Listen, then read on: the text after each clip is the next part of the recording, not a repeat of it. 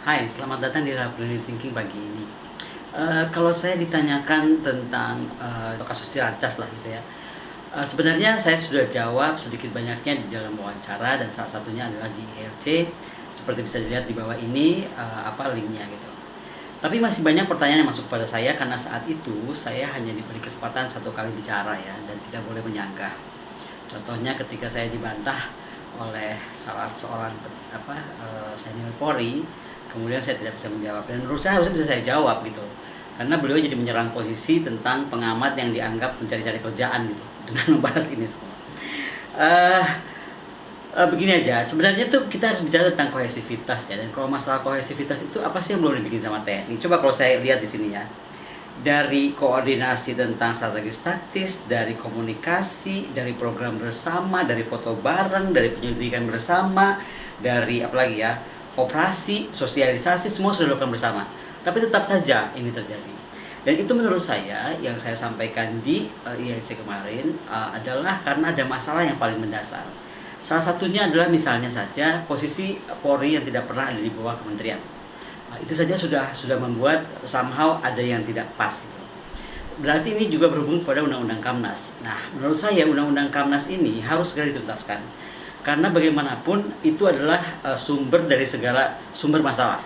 Sehingga kalau Undang-Undang Kamnas terus diperlambat atau tidak digolkan oleh pemerintah, yang menurut saya pemerintah ini terlalu permisif ya. Sudah berapa lama ini tidak pernah berhasil, maka ini akan terus menjadi masalah. Kedua adalah ketika Undang-Undang Kamnas ini dibahas, harusnya memang dilibatkan banyak orang yang pro dan kontra, sehingga tidak akan mentah dan mentah lagi seperti misalnya turunan dari Undang-Undang Nomor 5 2018 tentang pelibatan TNI, tentang Perpres pelibatan TNI dalam penanggulangan terorisme. Nah, tapi saya di sini mau bahas tentang ada pada saat ILC itu dimasukkan tentang ide dari kalau nggak salah Pak Hendardi ya, atau siapa ya waktu itu bicara, Pak Hendardi yang punya ide ini saya pernah baca, tapi kemudian Pak Kiki menyampaikan soal peradilan militer. Nah, kalau soal peradilan militer sebenarnya ini adalah menurut saya lebih jadi bahaya karena akan mereduksi militer menjadi sipil. Jadi di negeri ini ntar jadi polisinya jadi sangat militeristik, tentaranya jadi sangat sipilistik gitu. Nah, menurut saya juga ini ada yang aneh karena di satu sisi Polri budayanya menjadi militer menggunakan strata komando.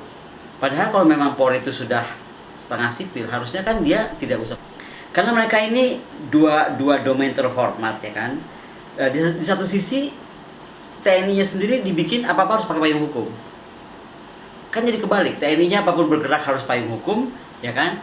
Jadinya banyak sekali yang dibatasi dan nggak apa-apa juga sebenarnya mau pakai payung hukum untuk menjaga mereka. Tetapi sekali lagi payung hukum ini nggak bisa terlalu berlama-lama gitu karena kita masalahnya masih banyak. Dan coba satu hal, terorisme, radikalisme, separatisme.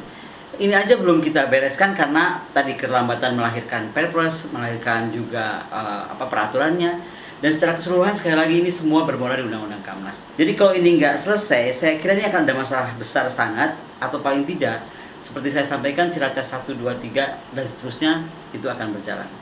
Satu hal yang pasti saya sangat appreciate terhadap tindakan Pak Andika Perkasa. Sebagai Kepala Staf Angkatan Darat beliau sangat bersikap tegas.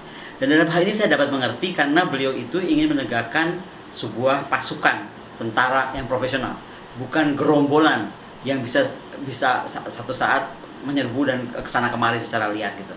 Tetapi sekali lagi mungkin tidak cukup hanya itu. Jadi kita harus membantu Kepala Staf Angkatan Darat, kita harus membantu Panglima TNI, kita harus membantu tentara kita agar bisa bertindak dan bersikap sebaik-baiknya sebagai tentara. Karena menurut saya jadi tentara hari ini susah banget ya. Dibentuk semuanya, diatur, dididik untuk menjadi seorang militer murni, tapi oleh tekanan sipil yang terlalu banyak gitu kan, dan termasuk hukum di sini, akhirnya TNI kita tuh serba salah gitu. Kita lihat aja dari urutan yang saya sampaikan bahwa bayangkan Kopassus itu menjadi pasukan, ini sebagai contoh aja ya, pasukan Kopassus itu menjadi pasukan elit dunia. Kalau kita lihat beberapa tahun tuh dia menempati rank 10 besar, 20 besar dunia. Coba lihat hari ini, nggak masuk malah ke 20 besar gitu. Dan menurut saya ini kaitannya sangat kepada latihan. Dan artinya karena kita belum bersifat auto-taking defense tentara kita, maka tentara harus diizinkan bermain di dalam ranah keamanan, ketertiban, kedaulatan negeri ini. Karena bagaimanapun saya kira polisi atau institusi manapun tidak akan sanggup melakukan sendirian.